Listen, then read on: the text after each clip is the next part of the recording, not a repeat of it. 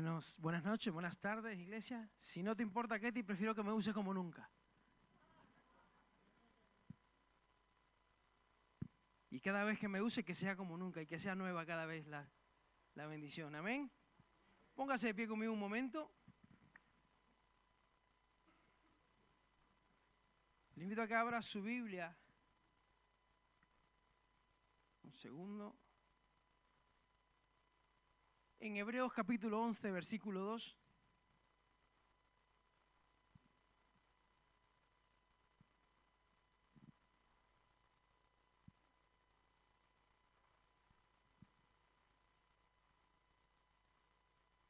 Y lo vamos a leer todos juntos, ¿le parece? ¿Sí? Por acá están de acuerdo. A ver, por allá. Fondo Norte, sí, amén. Hola, Fondo Norte. Bien, a la de tres. Tres. Por la fe, José al morir, acerca de sus huesos. Amén. Señor, te bendecimos, Cristo de la gloria. Te pedimos que bendigas, Señor Jesús, este tiempo que vamos a estar compartiendo tu palabra. Señor, que tu Santo Espíritu, Padre, nos dé, Señor, sabiduría, nos dé aliento, Padre, que nos llene, Señor, de tu conocimiento, Jesús de Nazaret, Padre. Sobre todo que tu palabra esté, Señor, en nuestra vida, Padre, y nos transforme y nos lleve, Padre, al pleno conocimiento de tu palabra. Lo que tienes para nosotros esta tarde lo queremos recibir, Señor. En el nombre de Jesús, amén. Y amén. Tome su asiento un momento. Estamos hablando de hombres y mujeres de fe. Y hoy nos toca hablar de José. Y el tema es deja un legado. ¿Qué significa legado? ¿Alguien sabe lo que significa un legado? No un lenguado, no. Legado. Una herencia, por supuesto, sí. Algo que se deja, que se lega, que se cede a un familiar o no. Puede ser material o inmaterial, ¿no? Puede ser una herencia física de dinero o puede ser una herencia de espiritual o de costumbres o de etcétera, ¿no? Por ejemplo, hay familias que tienen una costumbre que X día a la semana hacen X cosas, ¿sí? Los miércoles a las 8 ven Los Simpsons. Algunos se ríen porque los he descubierto. Algunos se reúnen y tienen buenas costumbres y ven al Barça, aunque esté jugando mal, no importa, tienen que ver al Barça. Y hay menos risas ahora, ¿no? Cuando la verdad llega. Bien, entonces, hoy toca hablar de legado. Un legado es algo que se hereda, que se deja, que se lega, que se transmite hacia un descendiente o hasta una generación venidera. Y puede ser un buen legado o puede ser un mal legado. Se pueden legar cosas malas también. Hay familias que de generación en generación van legando el alcoholismo, por ejemplo, la drogadicción, los pleitos familiares. Entonces, ¿qué legado vas a dejar? ¿Qué legado quieres dejar? ¿Cómo dejar un buen legado? ¿Qué tienes que hacer para dejar un legado?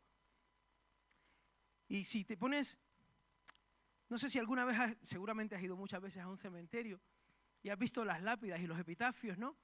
Y pone fulano de tal, algunos ponen padre abnegado, nació tal año y murió. Fulano, gran hijo, nació, murió. ¿Y el legado? ¿Qué pasó? La Biblia habla de David y dice, después de servir a su generación. Después de servir a su generación.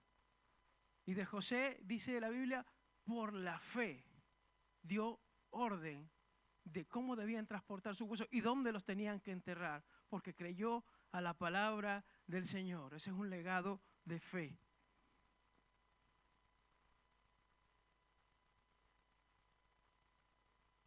Bien, en Génesis 37, versículo 3, encontramos que Jacob o Israel amaba a José. Y algunos piensan, no, porque era el hijo favorito. Yo no sé cuántos padres tienen hijos favoritos. No diga nada, por favor. No diga nada. Esto ya lo hemos hablado alguna vez, pero José no era precisamente un hijo favorito. La palabra dice que amó a José más que a todos sus hijos porque lo había tenido en su vejez y le hizo una túnica de colores, pero esto de lo había tenido en su vejez, por eso tiende a confundirnos, ¿no? Porque en nuestro castellano occidental decimos que, bueno, en mi país decimos es el sacaleche, es el bebé, no es el tierno, es el engreído, dicen algunos por ahí, ¿no? Y entonces creen que porque lo tuvo cuando Jacob, cuando ya era mayor, fue padre de José, por eso era su favorito. Pero claro, hay que verlo en el contexto en el que se escribió, en el idioma en el que se escribió. Y esta frase en hebreo de el hijo de su vejez, se traduce como literalmente hijo de la vejez a él. Quiere decir un hijo sabio, o sea, viene a ser como a cabeza de viejo en cuello de joven. O sea, Jacob amaba a José no porque era el consentido, el menor, sino porque era el más sabio de todos sus hijos. A su tierna edad de 17 años, era el principal de los pastores de entre sus hermanos. Y era el pequeño. Y dice la Biblia que le decía a Jacob lo mal que se portaban sus hermanos y el mal testimonio que estaban dando. Y entonces, claro, en nuestra cultura occidental volvemos y decimos, ¡ay, qué chivato era el José! Algunos se identifican. Pero no es que José fuera el chivato y fuera a decir, mira, aquel cómo se portó. No, José veía lo mal que se portaban sus hermanos y la necesidad que tenían de ser reprendidos, de ser redireccionados, de ser enseñados para que se comportasen mejor. Ya hemos visto, ¿no? Cuando vimos el fruto del Espíritu, lo que es bondad. Y bondad no es pasar la mano por la espalda y decir todo va bien. No, bondad es decir, esto lo has hecho mal y tienes que cambiar. Entonces José actuaba con bondad cuando le decía a su padre el mal testimonio que sus hermanos estaban dando. Y por eso Jacob amaba a José, porque José era más sabio que los demás. Además, lo de la túnica de colores, ya también lo hemos explicado, corresponde al primogénito. Y como sabéis, el primogénito no viene por el hombre. El primogénito viene por la mujer. Porque dice la Biblia que todo varón que abre vientre es primogénito del Señor. Jacob tenía 4 mujeres, con lo cual tuvo 4 primogénitos. No obstante, el primogénito, el primero de ellos, Rubén, mancilló el lecho de su padre, se acostó con una de esas mujeres, no calificó, se descalificó a sí mismo para ser el primogénito, y los otros 2 primogénitos no eran de sus esposas legales, por así decirlo, sino de sus concubinas, con lo cual tampoco calificaban para ser el primogénito. José sí cumplía estos requisitos y además era sabio. Así que de entrada José ya con 17 años nos está enseñando cómo dejar un buen legado. Amén.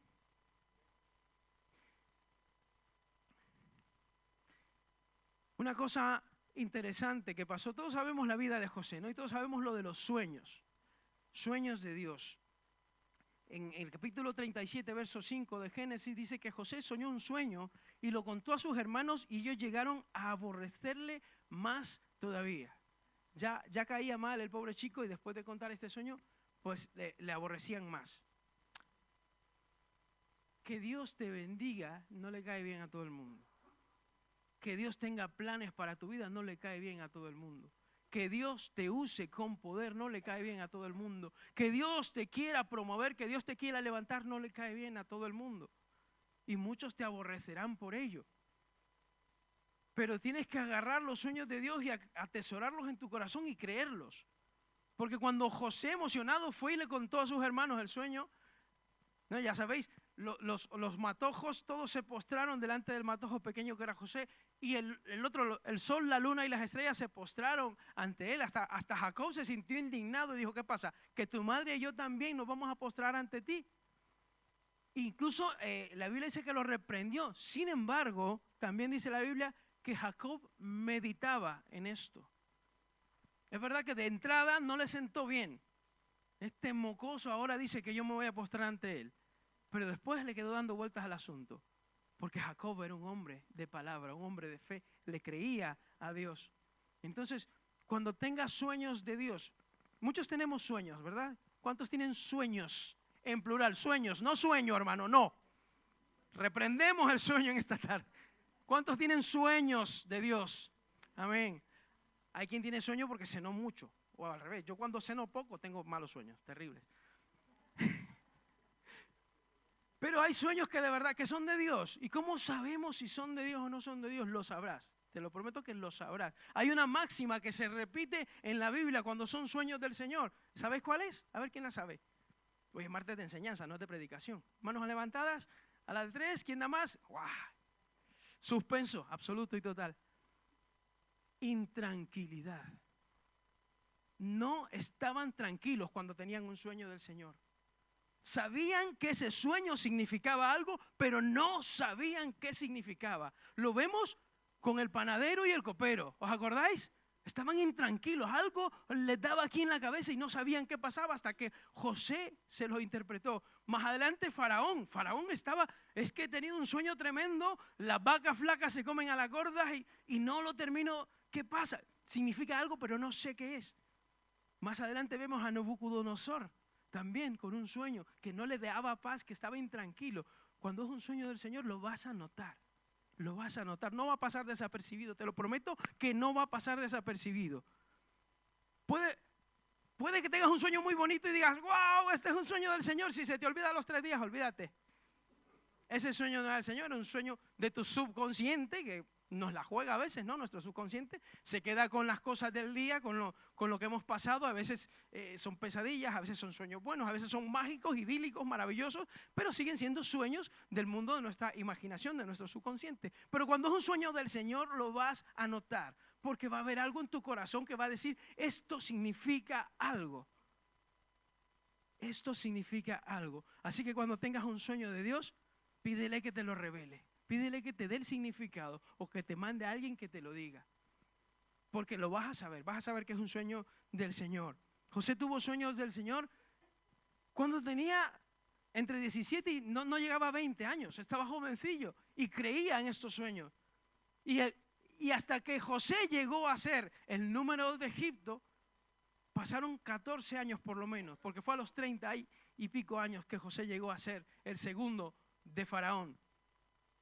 Entonces, para muchos decían, es que ya que pasen 10 años, tela, ¿no? Pero ya sabéis que un día para el Señor, ahora tenemos que esperar 1000 años para el sueño. No, el Señor nunca llega tarde. El kairos del Señor es el mejor. El tiempo de Dios es perfecto. Por eso, cuando fue el cumplimiento del tiempo, Dios mandó a su Hijo. Y esto es interesante porque pasó todo lo que tenía que pasar para que se estableciera la paz romana, para que se establecieran las vías de comunicación marítima, para que se establecieran las calzadas romanas, para que se pusieran guardias cada cierta distancia en las calzadas romanas y garantizasen la seguridad, que se garantizase que el evangelio iba a correr como pólvora, que se garantizase que hubiera un idioma que pudiera transmitir el evangelio a todo el mundo conocido. Fue el cumplimiento perfecto del tiempo. Así que cuando te llegue el cumplimiento del tiempo, Dios te dará ese sueño. Pero para que tu sueño se convierta en un legado, tienes que atesorarlo. Tienes que creer en aquel que te dio el sueño. Tienes que esperar en el Señor. Y si no tienes un sueño del Señor, te voy a dar una palabra profética esta tarde. ¿Cuántos quieren profecía del Señor? ¿Sí? ¿Quiere profecía? Pero me voy a poner en trance. No. Voy a decirte proféticamente que Dios tiene planes maravillosos para tu vida. Que Dios quiere que alcances todas tus metas. Que Dios quiere que cumplas tus sueños. ¿Y por qué lo sé? Porque Jeremías 29:11 dice que yo sé los pensamientos que tengo acerca de vosotros. Pensamientos también se traduce como planes. Planes de bien, planes de paz y no de mal, para darte el fin que tú esperas. Y ese fin que tú esperas, ese sueño que tú esperas, esa meta que tú tienes, Dios quiere que la cumplas. Y sabemos que esta es la palabra profética más exacta. Amén. Así que puedo decir con confianza de que sí, es profecía. Dios quiere que alcances los anhelos de tu corazón. Para que tu legado llegue a buen puerto, tienes que estar firme, incluso en la tempestad. Es que es muy fácil estar firme cuando todo va bien, ¿no? Cuando todo va sobre ruedas, cuando tienes una túnica de colores, cuando eres el más destacado de entre tus hermanos, es muy fácil mantenerte firme y mantener la postura y decir, aquí yo soy el ungido. Pero cuando las cosas se tuercen, cuando las cosas pintan mal, ahí es lo difícil, ¿no? Mantener la compostura. mantener el porte, mantener el legado. No obstante, la Biblia nos llama y nos motiva cuando pasamos por dificultades. Santiago lo dice en varias ocasiones, dice que tengamos por sumo gozo cuando nos encontremos en diversas pruebas. También dice, bienaventurado el varón que soporta la tentación. Bienaventurado, 3 veces feliz, 3 veces bendecido. Bienaventurado el varón que soporta. La mujer también, no se siente ahí desplazada. Ahora hay que decirlo todo, no sea. Entonces, el apóstol Pablo dice en Romanos capítulo 5, vamos a leer desde el 1 al 5. Dice, justificados pues por la fe, tenemos paz para con Dios por medio de nuestro Señor Jesucristo, por quien también tenemos entrada por la fe a esta gracia en la cual estamos firmes y nos gloriamos en la esperanza de la gloria de Dios. Y no solo esto, sino que también nos gloriamos en las sabiendo que la tribulación produce y la paciencia, ¿qué produce la paciencia? Así que cuando usted le dice, Señor, dame paciencia, ya sabe lo que está pidiendo. Y la paciencia prueba, y la prueba esperanza. Y la esperanza no avergüenza, porque el amor de Dios ha sido derramado en nuestros corazones. Así que Pablo nos invita a gloriarnos en esto. ¿Sabe por qué? Porque los que no tienen a Dios no pasan por pruebas.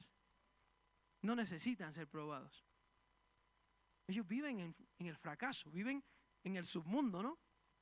Pero nosotros tenemos al Señor y tenemos que pasar por pruebas porque dice el apóstol Pablo que nuestra fe tiene que ser probada como el oro fino. Como el oro fino. ¿Y cómo se prueba el oro? Con fuego. Con fuego, porque el punto de fusión del oro es el más alto de todos los metales. Llega un momento que los demás metales saltan, explotan. Y el oro sigue ardiendo hasta que llega el punto que solo el oro se queda en el crisol.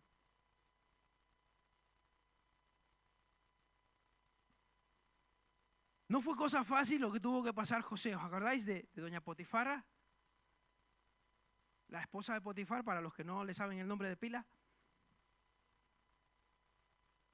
Era tan guapo José que la mujer se le tiró encima, tuvo que salir corriendo. Dicen algunos teólogos dicen que José se parecía un poco a mí. Porque salía corriendo.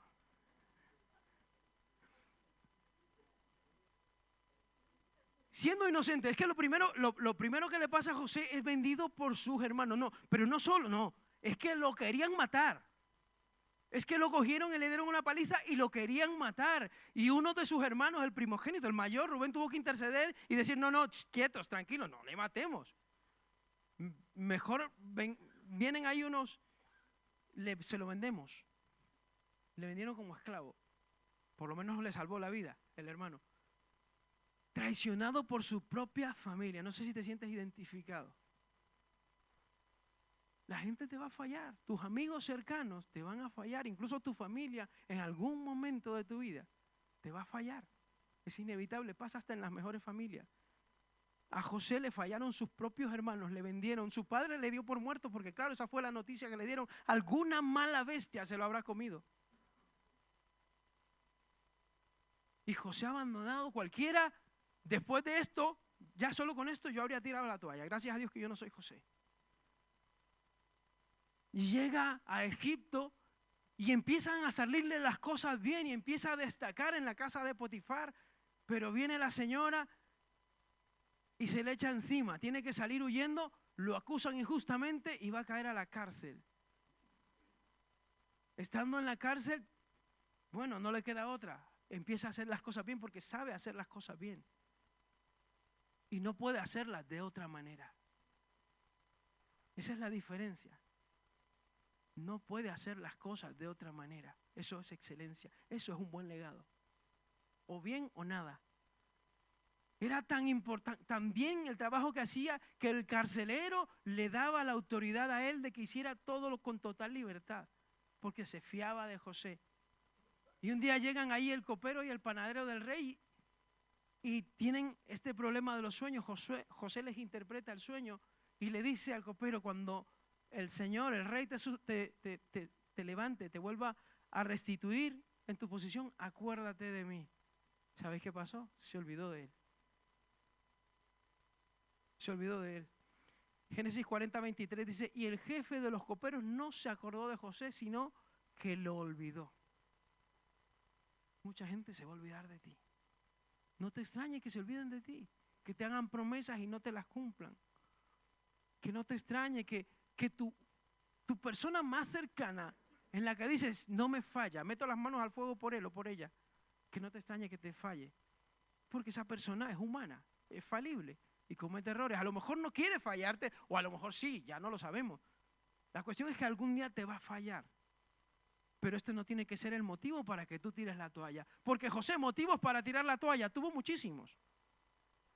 Pero no se rindió. Pero siguió creyendo en el Señor, pero siguió adelante, siguió con aquella esperanza. Tenía esos sueños que Dios se los dio, los tenía atesorados. Y estaba formando, José estaba formando un legado maravilloso para dejarle a las futuras generaciones. Y es muy fácil decir, mira, paso de los sueños, paso de ir a la iglesia, paso del Señor, paso de la espiga, paso de la alabanza, paso de todos, no quiero saber nada de nadie, ¿ya para qué? No puedo caer más bajo.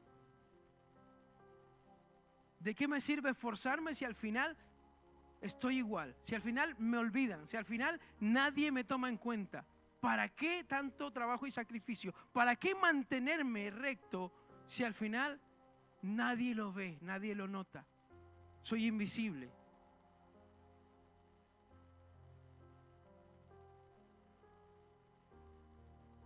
Hay alguien que siempre lo nota. Recordad, dice Pablo, que vuestro trabajo en el Señor no es en vano. No es en vano.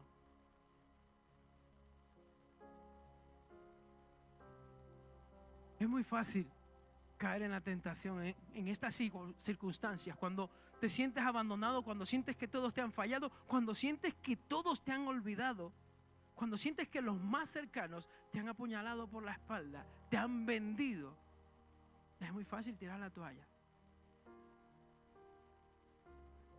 Y como nos predicaba Jorge Gámez el domingo por la tarde, el diablo no necesita que entables una conversación con él, solo necesita que le prestes el oído un momento. Solo necesita que le escuches, que le pongas atención. Eso es lo que le dijo Dios a Caín en el huerto, bueno, ya no era el huerto de Edén, en Génesis. Le dijo, ¿por qué ha decaído tu semblante? Si hicieras bien, serías recompensado. Esto está en Génesis 4, del 6 al 7. ¿Por qué te has ensañado y por qué ha decaído tu semblante? Si bien hicieres, no serás enaltecido. Y si no hicieres bien, el pecado está a la puerta. El pecado está a la puerta. Y esta frase, el pecado está a la puerta, traducida al hebreo, tiene una connotación de que hay una fiera agazapada, una fiera salvaje agazapada esperando para atacarte. El pecado está a la puerta, esa fiera salvaje. Por eso el Señor Jesucristo dijo, el enemigo como el león rugiente anda buscando a quien devorar. El pecado está agazapado esperando la mínima oportunidad para cazarte. Y es cruel. No tiene misericordia, porque no vino a perdonar, vino a matar, a hurtar y a destruir. Así que está a la puerta. Y aunque te sientas derrotado, aunque te sientas arrastrado, aunque te sientas lastimado, el Señor le dijo a Caín, con todo esto a ti será su deseo y tú te enseñorearás de él. O sea que tú puedes tomar la decisión de pecar o no pecar. Con todo esto tú puedes sujetarte. Tú puedes decir, voy a resistir. Por eso Santiago dice, bienaventurado el que soporta. Si no pudiéramos, el Señor no le habría dicho esto a Caín. Y es que el enemigo, Satanás, las tentaciones son un camarero que va con una bandeja ofreciéndote el pecado. Y tú decides que tomas o no tomas de esa bandeja. Eso sí, una vez que lo tomas estás acabado, estás arruinado, porque todo aquel que peca, esclavo es del pecado. Pero es una fiera agazapada esperando para atacarte, para derribarte. Por eso necesitamos estar como los Boy Scouts, siempre listo, siempre preparado, siempre atento, siempre alerta, porque no sabemos en qué momento va a llegar la oportunidad de tu vida.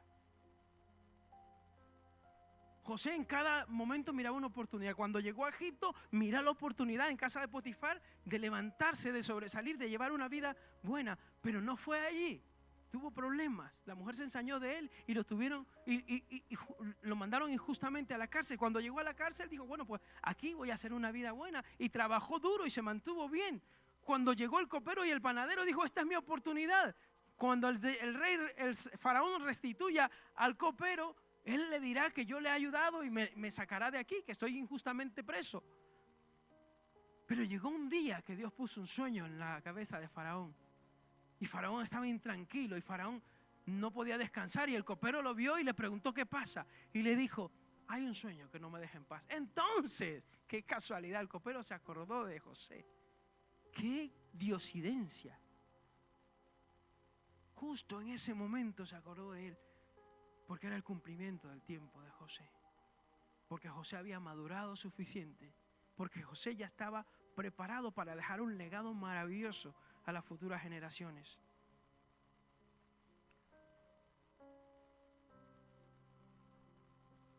Y por eso José era un mayordomo fiel. Necesitamos ser fieles ahí donde te ponga el Señor. Si quieres un legado, empieza por donde estés. Sea grande o sea pequeño, ahí donde estás, sé fiel. Ahí donde estás, sé excelente. Dice el apóstol Pablo que todo lo que hagáis, hacedlo como para el Señor y no para los hombres. Porque si haces las cosas para tu jefe, ese cascarrabia de tu jefe, vas a decir, bah, con que lo haga medio así por donde pasa la suegra, me vale. Y pasamos rogando que la suegra no pase por ningún lado. Entonces, no, si es para este hombre, cualquier cosa le vale. No, no es para tu jefe, no es para tu suegra. Gracias a Dios no es para tu suegra. Es para Dios. Es para Dios. Esas oficinas que limpias, esa casa que limpias, esos bloques, esos ladrillos que pegas, ese coche que reparas, esos puntos de soldadura, esas reparaciones que haces, no las estás haciendo para un cliente, no las estás haciendo para tu jefe, las estás haciendo para el Señor. Y la recompensa la vas a recibir de él. De tu jefe vas a recibir un salario. Salario significa lo justo por un trabajo. Pero recompensa significa algo que no te mereces, que es mucho más que un salario. Y la recompensa la vas a recibir del Señor. Así que haz las cosas como para Dios, no para los hombres. Porque si estás a malas con tu jefe, lo vas a hacer mal, porque estás enfadado con él. Si estás malas con tu mujer, cuando hagas la comida o cuando le hagas la comida a tu marido, le vas a hacer, en vez de azúcar, le vas a echar sal. Agridulce, no es así. Pero si lo haces para Dios, no importa que estés enfadado, no importa que estés de malas, no importa lo que te hayan hecho, porque Dios no se ha pasado contigo, porque Dios no te ha hecho daño, Dios no te ha lastimado, Dios te ama. Dios te ama. Así que sé mayordomo fiel donde estés. En lo que Dios te haya puesto, sé fiel. Hazlo lo mejor que puedas y Dios te va a levantar.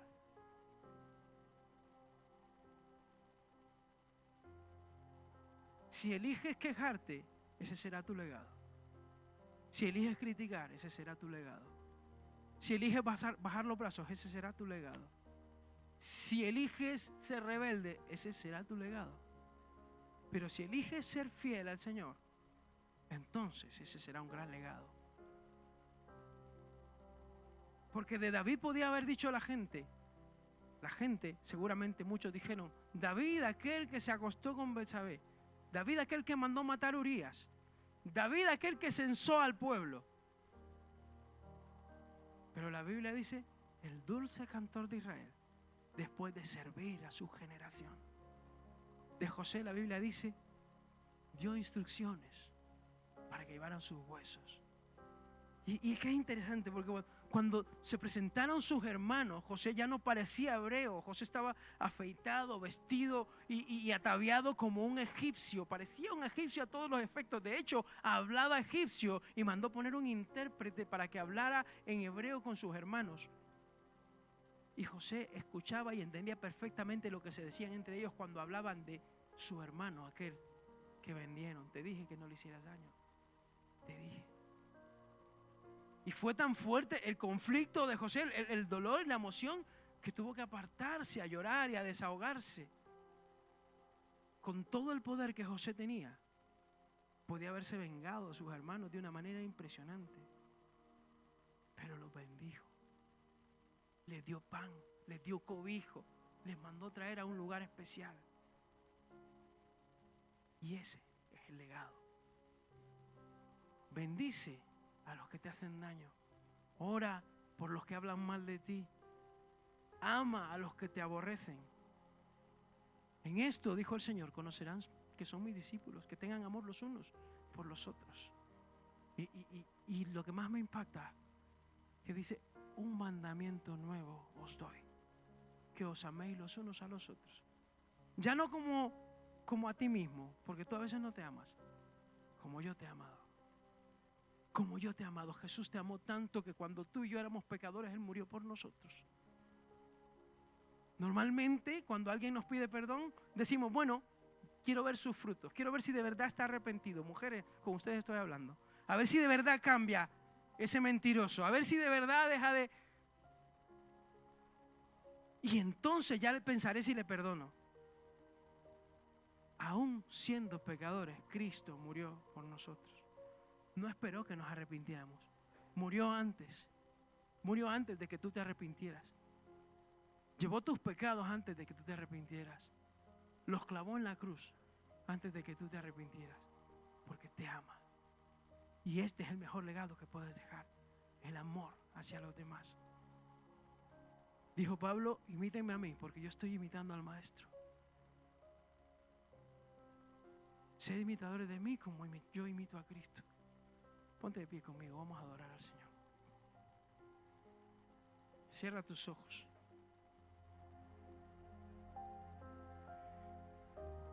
Yo no sé en qué posición del camino está tu vida, si hasta aquí el legado que hay tras tuyo te honra, te llena de orgullo o te avergüenza. La ventaja es que el que está en Cristo nueva criatura es, y las cosas viejas pasaron y Dios todas las hace nuevas. Es el momento de decirle al Señor, Señor, yo quiero un buen legado en mi vida. Yo quiero que cuando yo me vaya del trabajo, me vaya de la iglesia, me vaya de la ciudad, me vaya del colegio, del instituto, cuando yo me vaya del mundo, deje un buen legado. La gente se acuerda de mí porque amaba. La gente se acuerda de mí porque hacía lo que decía Jesús que tenía que hacer. Que la gente se acuerde de mí porque era un buen ejemplo a seguir. Y si hasta aquí el legado que tienes es negativo, es un buen momento para decirle, Señor, bórralo ahora mismo. Ahora mismo bórralo, Señor. Toma el control de mi vida. Te entrego, Señor, mi vida entera. Mi futuro está en tus manos. El pasado ya pasó. El Señor lo borra y lo hace nuevo ahora. Y de aquí en adelante quiero vivir una vida, Señor, que te agrade a ti, para que los que vienen detrás de mí, Señor, puedan ver un legado digno de imitar, un ejemplo digno de seguir, puedan ver unos pasos dignos de imitar, de seguir, de emular. Quiero, Señor, ser ejemplo como tú eres el mejor ejemplo de todos. Si a alguien tengo que parecerme, quiero ser a ti, Señor. Te adoramos, Jesús de Nazaret, Padre. Estamos aquí, tu pueblo, Señor, reconociéndote, Jesús, como el mayor ejemplo de perfección. Reconociendo que nuestro máximo llamado es llegar a la estatura del varón perfecto, y sabemos que nuestra fuerza es imposible, pero tú mandaste al Consolador, al Paracletos a nuestra vida para que nos guíe a toda verdad, para que nos enseñe el camino a seguir, para que redarguya nuestro corazón, Señor, para que nos enseñe, para que tiene que llamarnos la atención, que nos llame la atención. En el nombre de Jesús, Padre. Ahora queremos borrar, Señor, aquel pasado que nos avergüenza. Queremos echarlo a lo profundo del mar, Señor, todo aquello, todo aquel rastro del hombre y de la mujer vieja, aquella reminiscencia de desobediencia, de rebeldía, de crítica, de murmuración, de pecado. Hoy lo echamos fuera en el nombre de Jesús. Renunciamos a aquel pasado de vergüenza y abrazamos un futuro glorioso en el nombre de Jesús. Aleluya. Santo, santo, santo. Te adoramos, Jesús. Gracias, Señor. Te bendecimos, Padre. En el nombre de Cristo Jesús. Amén y amén. Dios te bendiga, iglesia. Un fuerte aplauso al Señor.